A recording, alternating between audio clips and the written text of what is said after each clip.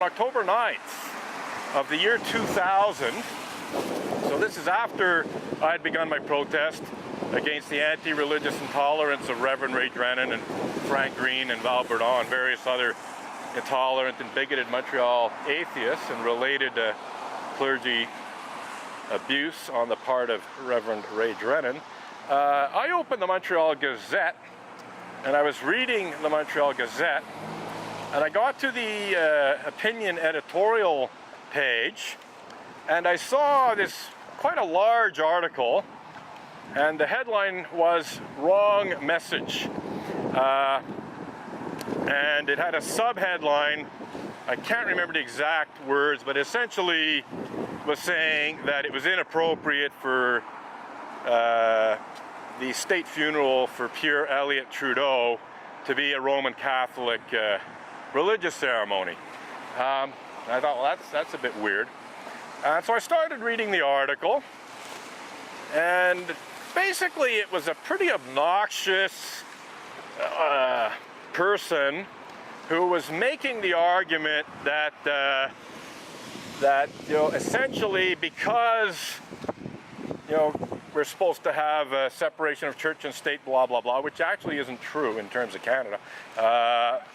But because we're supposed to be a secular state, blah, blah, blah, that it was inappropriate for the state funeral for former Canadian Prime Minister Pierre Elliott Trudeau, which had been celebrated some weeks earlier, to be held in Notre Dame Basilica and to be a Roman Catholic religious service. And the person presented this argument in a very obnoxious way. He repeatedly referred to the state funeral as a sham state funeral, and he even went on to say that not just that state funeral, but most religious rituals were meaningless. And but before I got to that, because that was near the end, I was like about halfway through this, and I said, who is this idiot? So I go and I looked at the byline, which was at the end of the article, and it was Reverend Ray Drennan of the Unitarian Church of Montreal. So I thought, oh yeah, I'm not surprised it's Ray Drennan.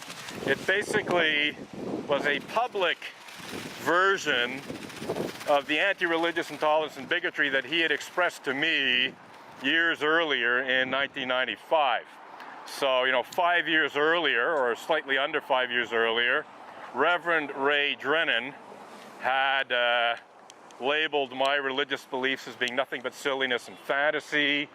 He had labeled a revelatory religious experience that I was trying to explain to him as being a psychotic experience, and angrily insisted that I seek psychiatric treatment. He even had the unmitigated gall to slander a interreligious event that I'd organized as a cult. By definition, an interreligious event cannot possibly be a cult. A cult is a religious group. In fact, when he labeled the interreligious event as a cult, I said, what do you mean by cult? And he came back and he said, I mean a manipulative and secretive religious group. So, by definition, an interreligious event is not a manipulative and secretive religious group. And it's funny that he used that definition, manipulative and secretive religious group, because guess what? It applies amazingly well to the Unitarian Church of Montreal and the Unitarian Universalist Association. I would say, for instance, and this is a later instance, coming back to the blasphemous libel accusation, this was clearly manipulative. The Unitarian Universalist Association falsely accused me of the criminal act of blasphemous libel, which carries a 2-year jail term if you're convicted of it, in a very manipulative effort to intimidate me into removing blog posts that tell the readily verifiable truth about such despicable crimes as pedophilia and rape committed by certain Unitarian Universalist ministers.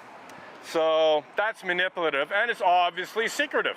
The whole purpose of that manipulative misuse of Canada's blasphemy law was to hide from the public the fact that a certain number of Unitarian Universalist ministers are in fact guilty of committing such despicable crimes as pedophilia and rape. So this was an attempt to keep it secret, keep clergy sexual abuse of children secret. That's what it was about. So that makes the Unitarian Universalist Association a manipulative and secretive religious group in my books, although there's plenty of other ways it can be accused of both being manipulative and secretive.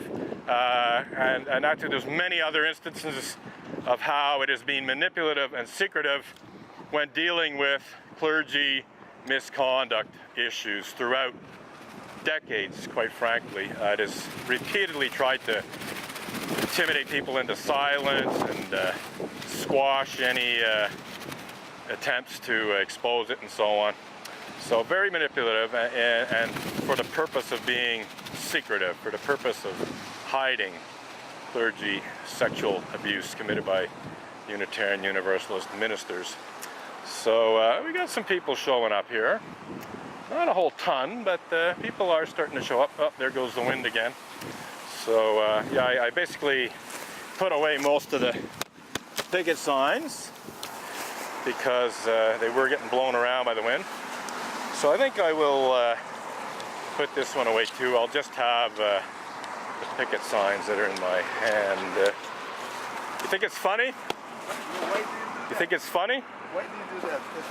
Okay, I'm protesting against clergy abuse, including clergy sex abuse, and the cover-up of sexual abuse.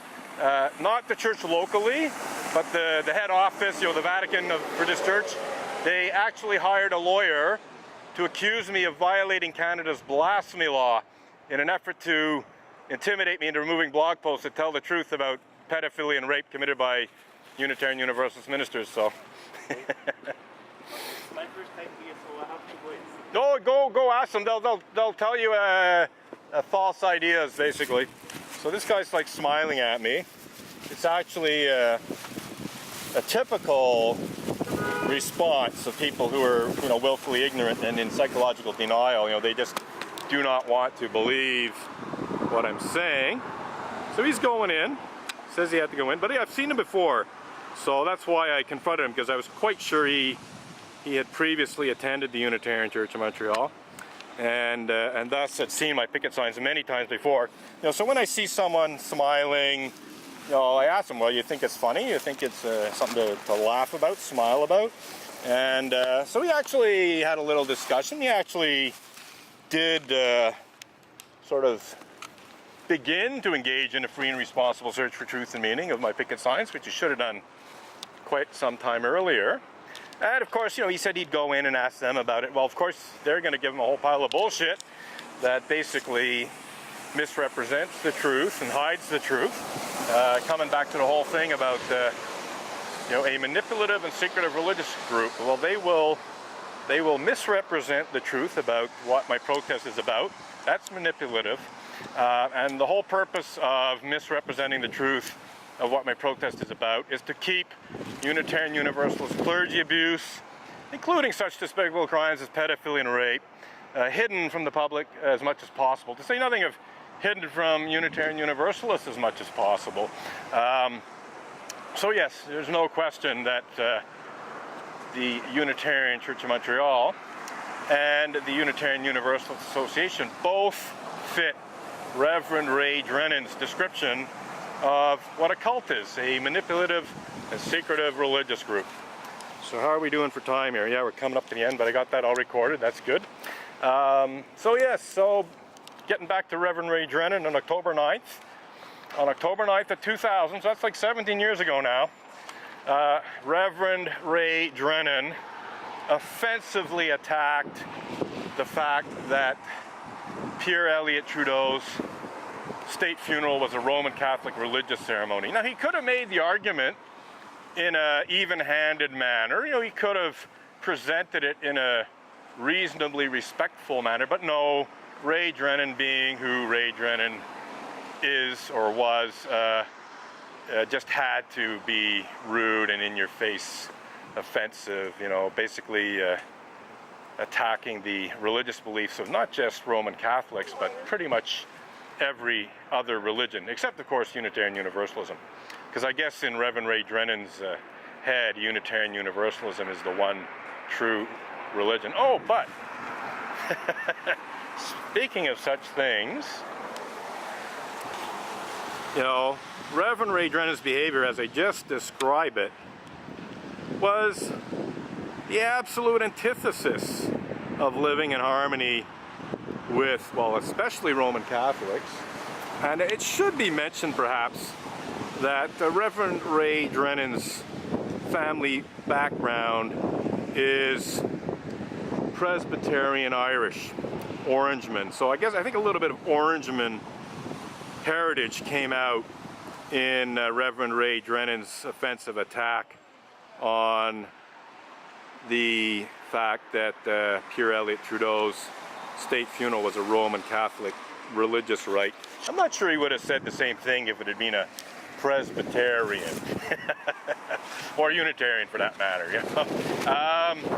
So yes, but yeah, they live in harmony, and then it shows the various religious groups. Maybe we'll go back and have another look at the sign, but we're coming to the end of recording time here. But yeah, basically this is, you know, another example of hypocrisy on the part of Montreal Unitarians. You know, they say live in harmony. Whoops, a daisy. Oh, that's not good. Go. I'm gonna get this on video.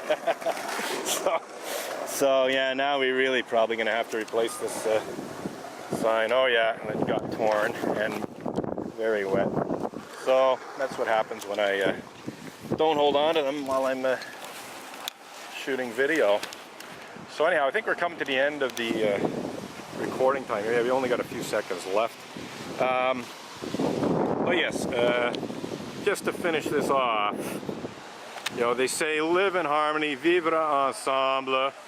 They show the symbol for Taoism, Christianity, humanism, Islam, Sikhism, Judaism, Unitarian Universalism, atheism, Buddhism, paganism, more specifically Wicca, Hinduism, and Native American, First Nations, indigenous religions. They say live in harmony, but these people can't live in harmony with me, and they don't live in harmony with a whole lot of other people, and they can be quite anti-religious at times, and bigoted and so on. So they're not living in